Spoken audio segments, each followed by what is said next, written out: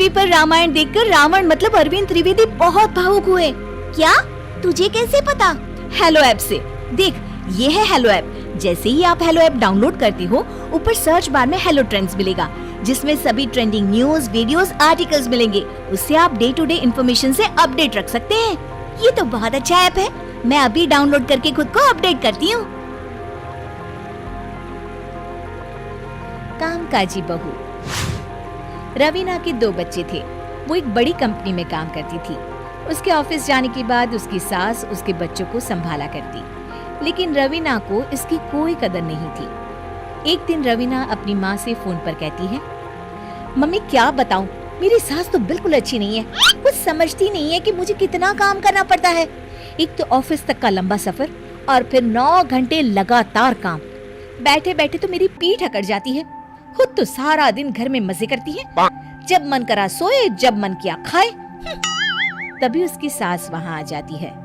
अच्छा माँ, मैं बाद में आपको फोन करती हूँ। जी मम्मी जी, कोई काम है क्या आपको? क्या हुआ? रवीना बहू, सारा दिन तो तू ऑफिस के मजे लेती है, लेकिन यहाँ ये बच्चे मुझे आराम भी नहीं करने देते। मेरी तो तबीयत खराब हो रही है। तो आपको लगता है कि मैं दफ्तर में मौज करती हूँ?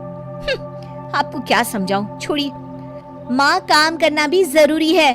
मजबूरी नहीं होती तो मैं खुद ही अपने बच्चों को देख लेती।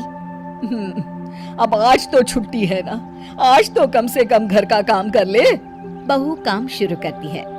बच्चे के साथ काम करना उसके लिए असंभव हो जाता है। वो जाकर बच्चा सास को देती है और कहती है, मम्मी जी जरा बच्चा तो पकड़ लीजिए, मैं घर का काम कैसे करूं? जैसे मैं करती हूँ रोज बच्चे के साथ। तुझे बताऊं तो तू सोचती है कि कोई बड़ा काम तो है नहीं, बच्चा तो सोता रहता है। अब देख लिया।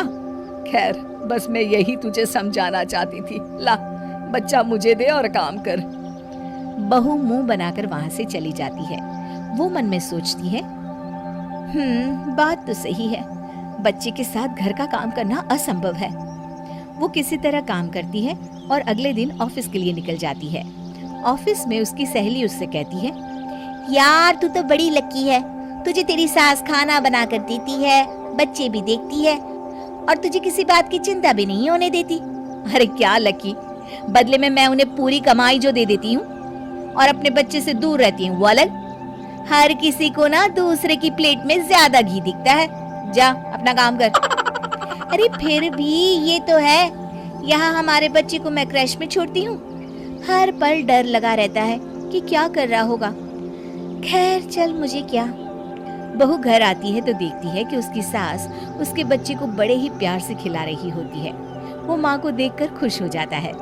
बहू मन में सोचती है कि बात तो सही है, सासू माँ सारा दिन काम करती है, मैं ऑफिस से आकर भी काम नहीं करती हूँ। वो सास के पास जाती है और कहती है, माँ जी थक गई आप? और क्या, सारा दिन चक्कर घीनी की तरह पूरे घर में घूमती रहती हूँ और अब उम्र भी नहीं रही।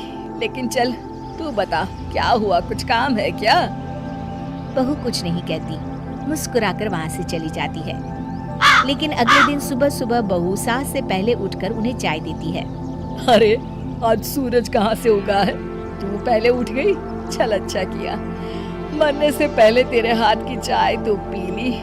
चलो अब चलकर किचन में लगो। माँ जी, आपको आज से काम करने की जरूरत नहीं है। काम करने की जरूरत नहीं है मतलब? क्या तू करेगी आज से सारा काम?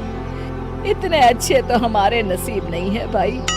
नहीं माँ जी, मैं नहीं करूँगी, ना ही आप करेंगी, बल्कि ये करेगी। तभी वहाँ एक काम वाली बाई आ जाती है। ये कौन है बहू? माँ जी, ये नौकरानी है और आज से सारा काम यही करेगी। मुझे माफ कर दीजिए माँ जी, मैं नहीं समझ पाई कि आप थक जाती हैं।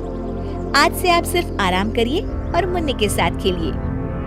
और सास बहू बच्चे के साथ खेलने लग जाते हैं।